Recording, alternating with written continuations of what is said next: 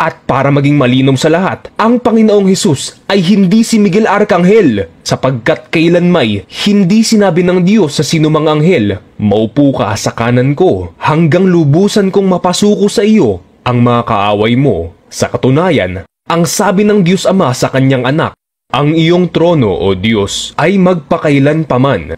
Ikaw ay maghaharing may katarungan." Dito ay malinaw na ang Diyos Ama mismo ay tinawag si Jesus na Diyos. Ano pa bang patotoo ang kailangan mo? At sa pangalan ni Jesus ay luluhod at magpupuri ang lahat ng nasa langit, nasa lupa at nasa ilalim ng lupa. At ang lahat ay magpapahayag na si Jesucristo ay Panginoon sa ikaluluwalhati ng Diyos Ama.